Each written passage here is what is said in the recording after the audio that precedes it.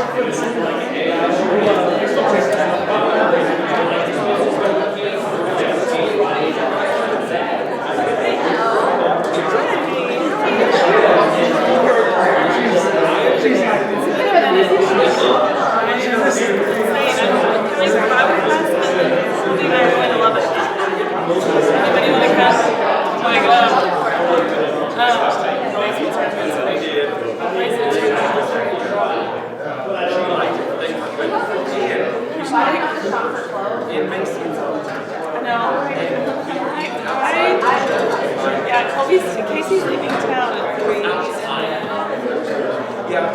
I'm going to look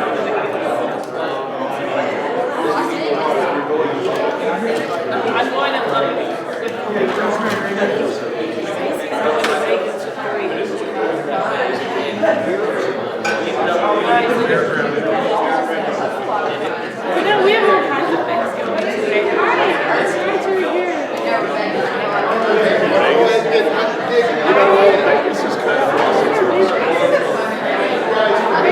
You look like Vegas. I'm a Vegas gal. I'm a Florida gal. I'm a Florida gal 100 times over. If we see us in Florida, I go to Florida every time. Like, we've been like 20 times. I love it. And I'm a Boston gal. Good morning, how are you? I like New York, but I like New York. Good. She didn't kill you. No, I'm still alive. She's still alive. We made it.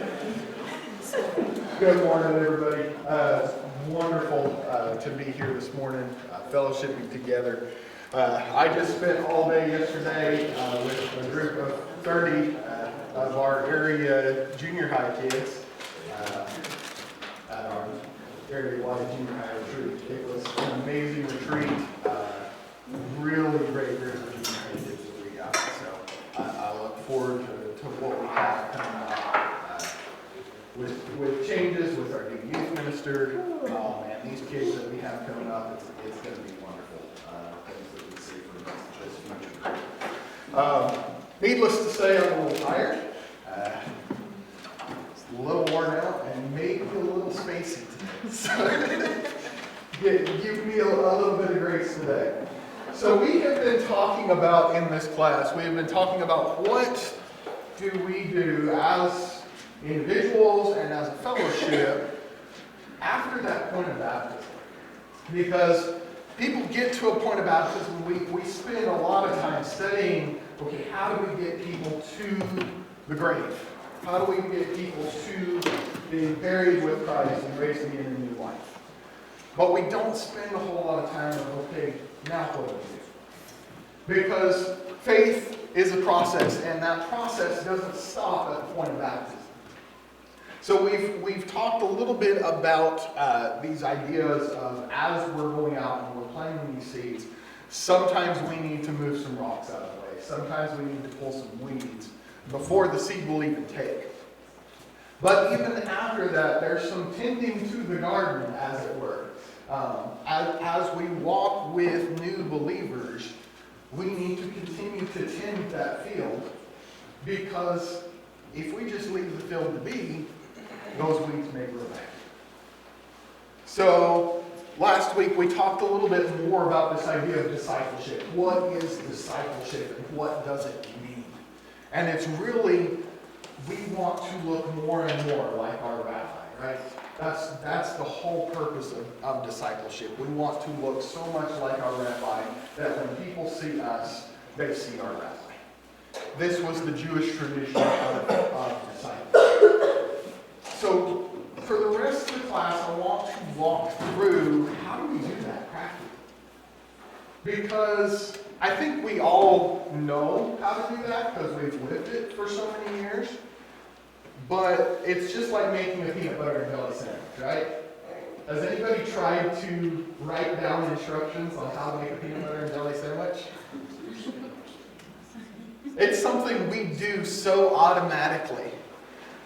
So today I want to start this process of how do we accurately make a peanut butter and jelly sandwich? What are some things that we can practically do to help people as they are growing as disciples of Christ? So today I want to work primarily from our own experiences, because that's the first place that I think we can look for a lot of resources. And so today I want to spend a lot of time in our lives and how we have walked through this process of faith. And so I warned you guys last week. I'm going to ask you guys to talk. I want all of us to share from our own experiences. And then for the second half of the class today, we're going to draw from those experiences and answer some practical questions about bringing other people through this process of faith beyond baptism. So the first question, when were you baptized and why? Anybody can go.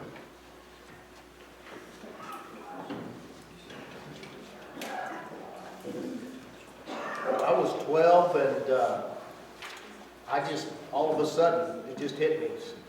I need to be baptized. It wasn't a special conversation with anyone. It was just all of a sudden something moved inside of me that said, you need to do this. Right?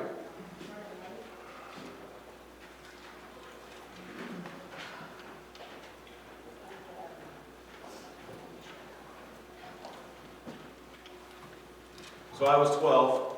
Becky Hibbert got baptized the week before. She's one of my best friends. We hung out all the time. Kind of thought, maybe I should do that too.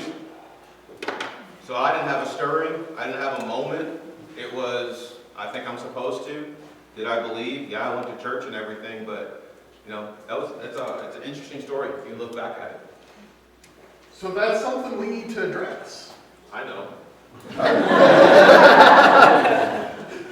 I just changed the water so I can dip you this afternoon. And I have had this conversation with many teenagers. I've had this conversation with camp counselors. When I was baptized, a whole bunch of people were getting baptized, and I got baptized because I felt like I needed to. And they really struggled with this idea of, did I get baptized for the right reasons? I think God is above that. I think God is more powerful than that. I think God knew when they were baptized. This is nothing scriptural that I'm saying. I'm just saying this is my own personal viewpoint of it. I think God is big enough to understand, hey, they needed to be baptized there. Something that I share with a lot of these kids that come to me with this conflict, I ask them a very simple question. Where were you then? And where are you now? See, I think that was always hard for me to, because at 12 and 13, I really wasn't in a hard spot. I mean, it was pretty easy at 12 and 13. And so, when I was baptized, I spent a week with my uncle several summers, several summers in a row, and their routine in their home was Bible study at night together, and I was joining in. And so looking back, I didn't have a big aha moment, except that at 12 and 13 it was a big aha moment. I mean, I think that even changed in perception. because it was still rooted in scripture and study and questions and things like that. But obviously, as you mature and stuff, you look back and I think we get jealous sometimes of other people's stories. The person who spent, years in prison and was finally baptized. I mean, that one's like, oh, wow.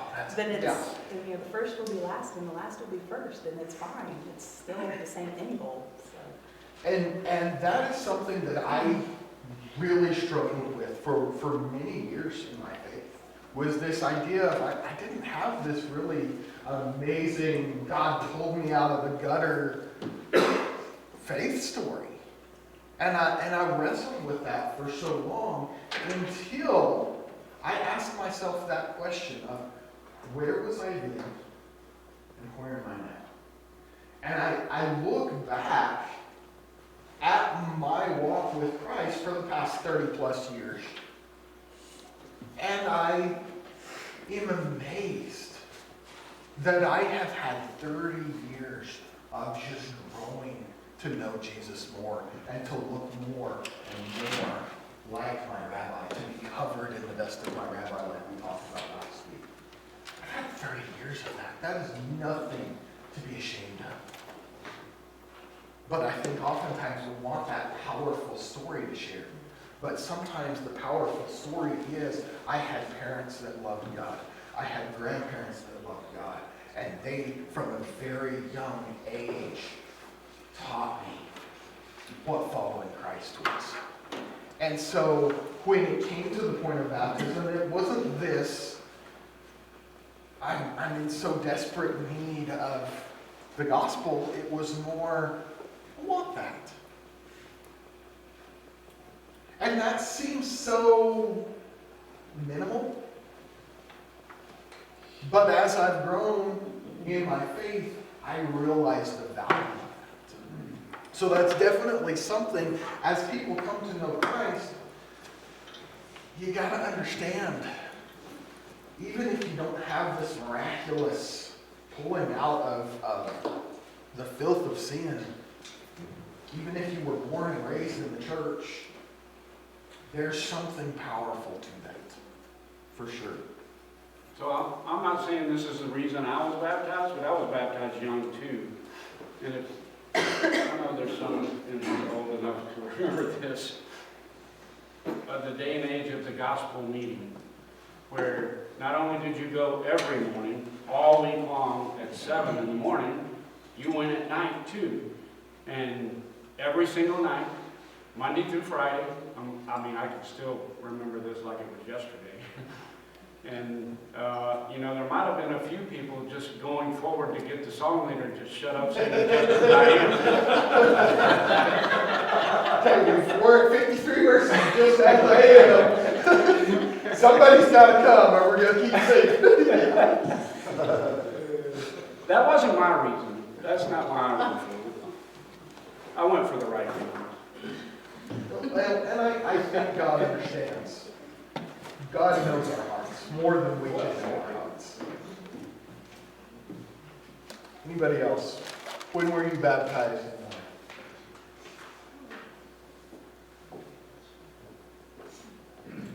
I was 17 and about to go to college, and I knew my parents were worried that if I went to college without giving my life to Christ, that I would be tempted and led astray. And I didn't want to do it at church because I don't like being in the spotlight, and there's too many people at church, so I waited until church came first to see people.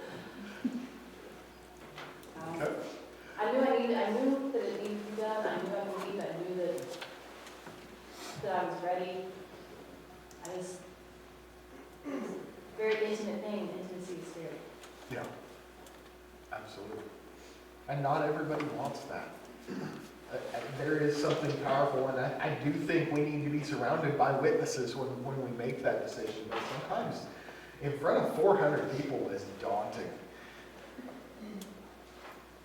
There's nothing saying we can't take these people that we're studying with and come up here on a Saturday afternoon with a group of 10 people. That's what I've always, the stories relayed of the, now, and not waiting, and, one of ours was, she didn't want to do it in front of a lot of people. We didn't know that at the time. But it was one of those, she was studying and questioning and things, but she would never, say anything. And then it was like late at night one night, she's like, okay, I'm ready. And it was like, okay, well, we gathered up and got, at the time it was 10 and stuff. And I love how God works. But, we get up here and the college kids were playing sports, that volleyball or something. So they all came in, I was like, ha, ha, ha, she still got it. So there was still, an audience and stuff. And so it's funny how that all works. But they were all, and I think looking at groups like that and seeing how they're also in the questioning and the discussions and the studies and how individualized each one is and stuff. That's how, and that's, I think that's how, even our examples in the Bible are all different, but there's always a sense of urgency regardless, and so that's a neat experience, is that sense of urgency to do it regardless of however old you are. There is some power in that thought of flyweight. I direct a week of summer camp every summer, and a lot of camp directors will say, well, we'll do baptisms on Friday. And I've never been that way. If I have a camper saying I'm ready to be baptized, hey, let's go. I will fill the baptistry 20 times if I have to during that week of camp. There is no need to wait and put it off, for sure. Everybody has John's number. Call John and say, hey, we need the building open now. We'll figure it out. What does your faith look like now compared to when you were first baptized?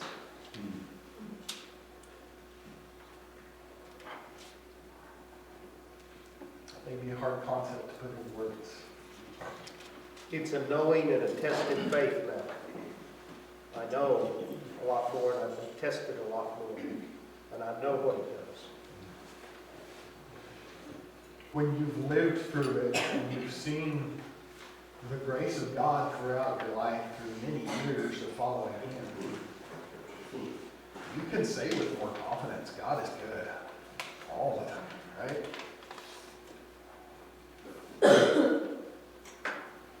I, for one, have become a lot more wary and cautious, as time goes by, because, as your faith grows, you still are going to get bombarded all the time. Sometimes And more the way you respond to that, is, I think, a measure of how strong your faith can be. And the more you go through it, the more you experience it, it never gets easier, but I think we can do it with more confidence. I think it drives out fear also. In John, 1 John talks about perfect love driving away fear. Because, love is not perfected in fear. So it gives you, like you said, it gives you confidence. It allows you to open up and love more. Well, I think for those of us who were baptized when we were young, my faith was in my mom and dad. It was in the building I went to every week. It was in the people whose homes I was in. That's where my faith was rooted. And now, through everything we've gone through, I think I can truly say that my faith is in God. And I try to look at things that happen through my life through His eyes and not through the worldly eyes. There's being a parent, that is something that I have really been very aware of, is I want my children to have their own faith, but it's also a balance. Because I want them to see what faith in God looks like, and there is that. When you're young, your faith is your parents' faith. And the child mind is one of mimicry, one of mirroring. And we look to our parents, and that's why it's so important that those of us who have children, that we are mirroring what it means to follow God, because that is a foundation for faith whenever they are away from us. But at the same time, eventually their faith has to become their own. eventually they have to decide, do I want to follow Christ or do I want to follow myself?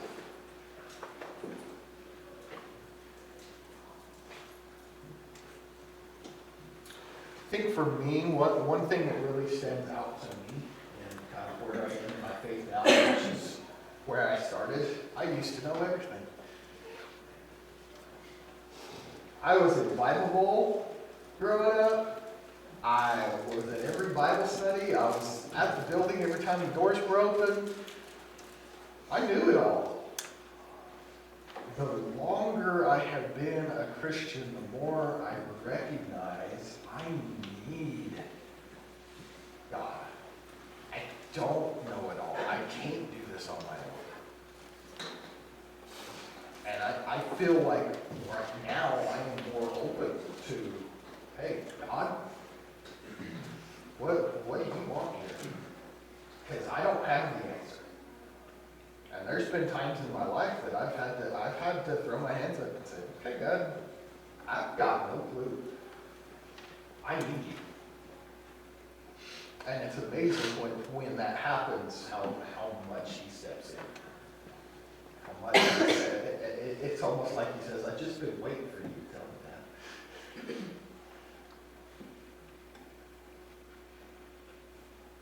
Anybody else? What does your faith look like now compared to when you were first baptized?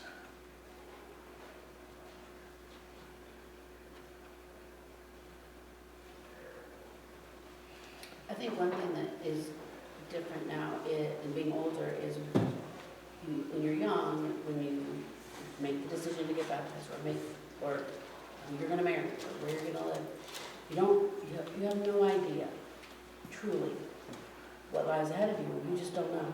I would never have dreamed. I never heard of Canyon, Texas. I did not know I would live here. And now I've lived here longer than I've lived anywhere else. That's just one example. But one thing that I know now as a Christian, a lifelong almost Christian, is I can always see God in the good days for sure, but really when in times of trouble, it's amazing how quickly I can be like, I'm still here. He hasn't abandoned me, even when it's really hard to count your many blessings and see, because devastating things do happen, but to be able to see God in those times of trouble, I think is probably one of the most important impacts of faith, and not like your go-to not being, how did you let this happen to me? Even if that's a legitimate question, to be able to see, I can see God's hand. I can see that God put this here way before I ever needed it, so that when I needed it, I would know who to look for, who to ask for, whether it's like who sits in front of me in the pew in front of me all my life. And then when my parents get sick, they call me. I don't even call them, they call me. There's some really crazy things that happen that have to be God's hand. It has to be providence. It's not coincidence. And I think that's a really empowering thing of faith, of having faith. Share a brief story here, just along that line. So many of y'all know my in-laws, Gary and Kylie Thomas. Here, goodness, it's been about a month now that we've been dealing with health issues. Gary came down with pneumonia while they were in New Mexico, and they came home early because of that. And he was put in the hospital for 10 days with advanced pneumonia. When he was put in the hospital, the pneumonia was so advanced they had to put 2 chest tubes in. He had polyps on the outside of his lung. And they were talking about having to do surgery to remove a rib and go in and literally scrape those polyps off of his lung. And I mean, it was bad. It was bad. So they say, let's give it a day, and then we'll decide. They give a medication to help break up the fluid in the lung, to drain it out with the chest tubes. And the next day, the doctor came in and looked at the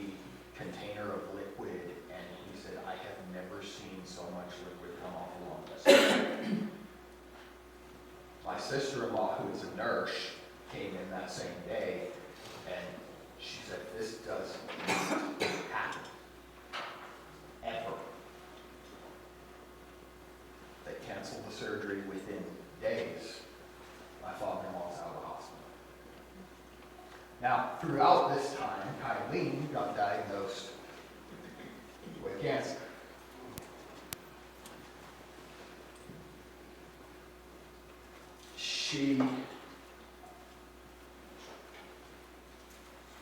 Sorry. There's a history of cancer in the family, and so this is touchy for us.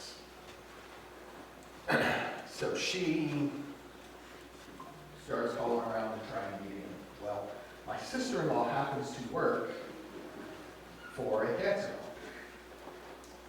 And so she told her boss, hey, here's what's going on with my mom.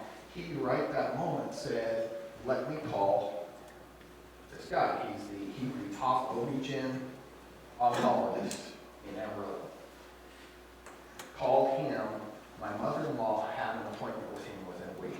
And any of you who have medical needs know that doesn't happen. You don't get an appointment with a specialist within a week. So my mother-in-law goes into surgery. During surgery, full hysterectomy, they go in and they find an enlarged lymph node.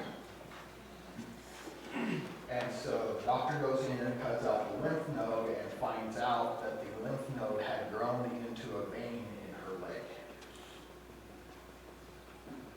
There was no circulation to her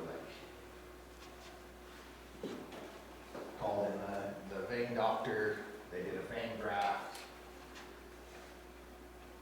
After the surgery, the doctors came out and said if she had come in a week later, she would have lost the leg. Here's the thing. I know my mother-in-law. Had my father-in-law still been in the hospital, she would have delayed her surgery. Had my sister-in-law not been in the cancer field and had those connections, it would have been 6 weeks minimum before she even got her first appointment. I have no doubt through all of this that God's hand was with us. You know, Andrew, back to kind of the original question, walking with somebody after they've been baptized. I'm sorry if I cut you off way too early. Go ahead. Oh, it just made me think as you were telling that the maturity and the growth in studying God's word is knowing that all those situations, have they turned the opposite way, we're still rooted in God. And so that's the danger and the hard part of walking along with somebody is it's not a field of roses. Yeah. And so we grow, you know, before you started that, it made me think of 1 Peter chapter 2, you know, we desire the milk of the word. And so I think as we grow and mature, it becomes a lot less about our feelings and how those ebb and flow, and a lot more of our foundation and how we just continue to build that. So that's the maturity is seeing God's hand through all situation, and the maturity is seeing the good and the bad and how we're all still pointed towards, working towards eternity. So that's the hard part of describing and studying with people, kind of to step back and see the whole big picture. I left youth ministry in late 2013, early 2014. It was a very difficult leaving of youth ministry, and it really broke us. But that leaving youth ministry has led to where we are now, which is I run my own insurance brokerage, and now I get to leave youth ministry whenever I want. And I have so much more freedom as a youth minister now, where I am now. But if you would have told me that back in 2013, 2014, I would have laughed in your face. Because at that point, I wanted nothing to do with ministry. I wanted absolutely nothing to do with ministry. I often look at the story of Joseph And I think every one of us in here would be pretty hep on what he became if God came to us and said, hey, here's what I want you to be. I want you to be ruler over all of Egypt. You're going to have riches and glory, and you're going to have everything you could ever want. But the thing is, God didn't tell him where he was going. And I think a lot of times our journey of faith is like that. God doesn't tell us where we're headed. We just have to trust in him. And look at what Joseph went through. Sold by his own brothers into slavery. Falsely accused by his master, thrown in prison. When he has an opportunity and he helps restore the cupbearer, I guess? Or was it the baker? No, I think the baker. Baker died. Yeah, the baker died. So the cupbearer. When he had the opportunity to restore the cupbearer, what happened? The cupbearer went back to work and forgot about it. And all of these years and all of this process, God was working to position Joseph where God needed him to be. And I think as we walk through our faith journey, we can experience these times of, what are we going to do? And we have to maintain our faith in God in that. And I think that's something that's important that we need to share with new Christians. It's not going to be easy. You're going to face trials in life. But if you maintain your faith in God, you're going to come out the other side and you're going to look back and go, wow. And that's why I ask myself this question on a regular basis. Because I want to stop. Because in the moment, it's hard to see our growth. It's just like your children. You don't recognize how much they're growing, but then somebody who you haven't seen for years, you go, man, they've grown so much. I work every summer with our mission in Amarillo, which is our junior high mission trip every summer. And every summer I'm just amazed at the growth of our junior high kids just over a year in their faith and in their maturity. I think so often we don't look at our own walk of faith in that light. We're living it, so we don't see that growth. So it's important not only for new Christians to ask this question, and for us to kind of translate this to them. Hey, where you are now is not where you're going to be. But I think it's also important for us to look back and go, where was I 10 years ago in my faith? And where am I now? What are some things that have helped you get to where you are in your faith?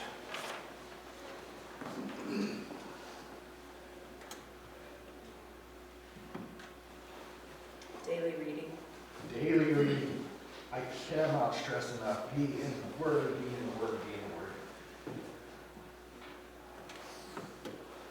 The community of my church family. Community. The body of Christ is so powerful. I don't think we appreciate that enough. The hard times. The hard times? Share a little more about that. Death. Or just difficulties when you have to rely.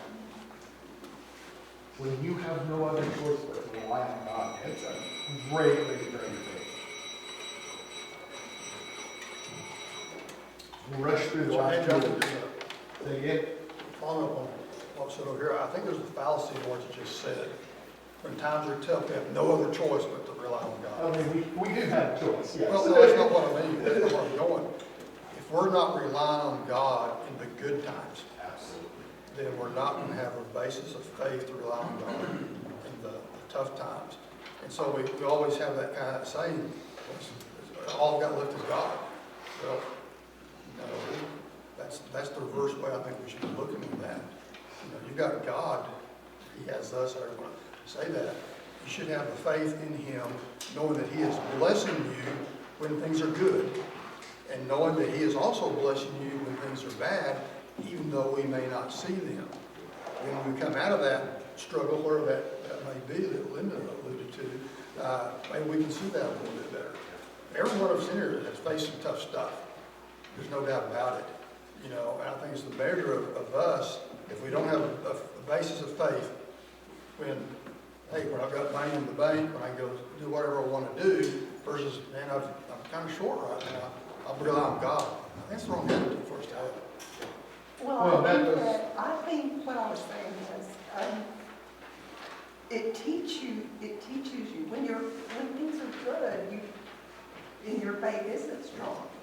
You don't rely on God. But when you do rely on God, then it teaches you He's always there. It's a timber, you know, it's a timber in the fire, if you will. It's like timber steel. Well, and you can look throughout Christian history, when has the church seen the most growth?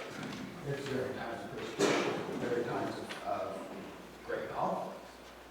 And so there's definitely something to that of we grow a lot more in our faith in times of difficulty than in times of comfort. All right, we gotta blow through this real quick. We're not gonna get to these sheets today. I do encourage you guys to go ahead and take these sheets home. We can get to these next week. But just the last couple of questions here that I do want to get through. What are some things along the way that have hindered your faith? Because I think as we walk with new Christians, we need to also help them understand and also be aware of ourselves so that we're not placing stumbling blocks in life, or so that we're helping guide them around these stumbling blocks. So what are some of the things in your faith walk that have really hindered your growth in faith? Myself. We get in the way. Absolutely. We twist words, we rely on our own feelings, we use, and sometimes it's just pride, and sometimes it's just laziness. I think me is probably a good answer to that question. I get in the way of my faith a lot. When I want to do this, I'm comfortable where I am, so I don't want to grow. Anything else? Sometimes it seems too simple. Okay. Can't be that easy. More often than not, we believe things have to be complicated. They have to have a whole lot more to it, as opposed to this is it. Love God, love your neighbor. We're good. Can't be that simple, right? You know, reading through like Judges and First Samuel is kind of where I'm at in my Bible reading. Every time that someone didn't inquire of the Lord, it seemed to go really bad. And then when they inquired of the Lord, it went really well. So I don't think that's just in there as a narrative. That's what we need to do. Yeah. No. I think a lot of times as we're going through life, we forget that we're supposed to pray continually. That doesn't mean we're on our knees every moment of every day and what we envision prayer as, but we are constantly in communication with our God. We are going to Him with everything. And I think we forget that. We get busy in life, and then in the moment we go, oh, I haven't talked to God about this. No wonder it's going south. What part has the body, the community of believers, played in your faith?